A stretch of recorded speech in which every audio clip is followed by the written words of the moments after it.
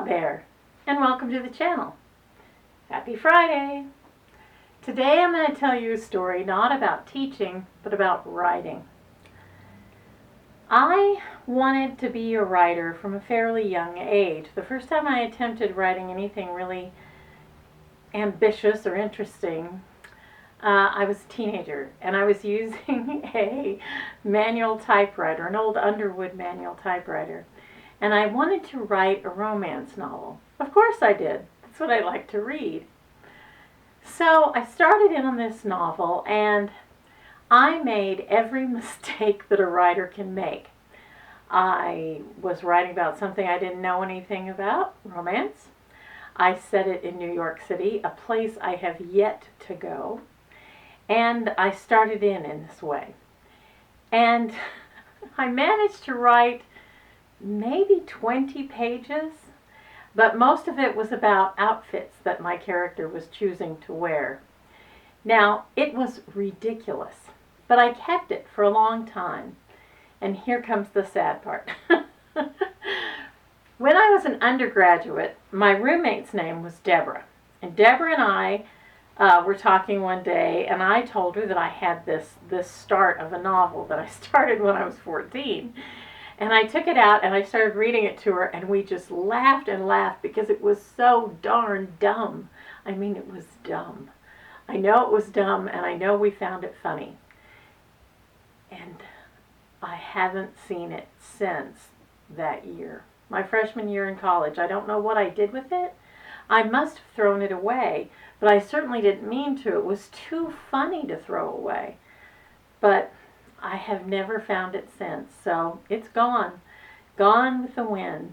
And though physics says no information can ever be lost, I definitely lost that manuscript. There was one other manuscript I lost, and I really do grieve it because, well, it was after I started writing much more seriously when I was in my 20s, and I was working as a teacher in Diving. I had been taking classes, fiction classes, and the first writer I took a class from was Kevin McAvoy. And I was at that time writing on computers.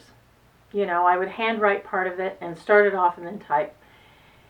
And at that time, computers were using floppy disks, only they weren't the original floppy disk that was actually floppy. They were a little plastic cartridge that you would slip into a computer and keep your files on that.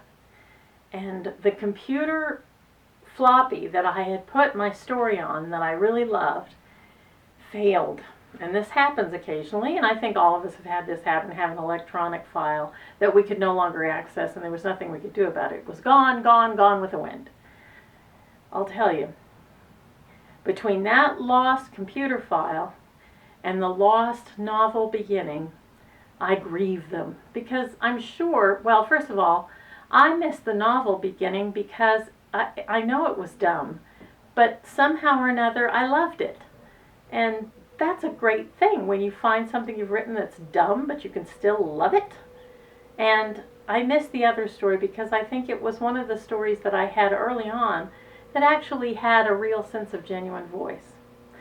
To be honest with you, I haven't had a whole lot of things published. You can look me up and you'll find that. But that's not really why I end up writing. I don't write. I would love to be published. Let me get this right. I would love to be a famous author that everyone sought after and loved and wanted to read. That would be great. I would really dig that feeling because I like attention and I like to be admired. But that's not really why I write. I write because I must. And for those of you who understand that, good for you. And the truth is, no, I'm not as compelled as somebody like Tchaikovsky, who had to write it in order to stay sane. He had to write his music down just to stay sane. But I think writing my material down does help me maintain some balance and perspective. Right now, it's really hard to do that. It's hard to maintain balance and perspective in our current world. And so it's nice to have writing as a art form I can go to and find it. That and cookie baking. Obviously, I'm a better baker than I am a writer, but I'm still doing both. That's it for today. I hope you have a lovely rest of the day. And I hope you see me again, you gorgeous people.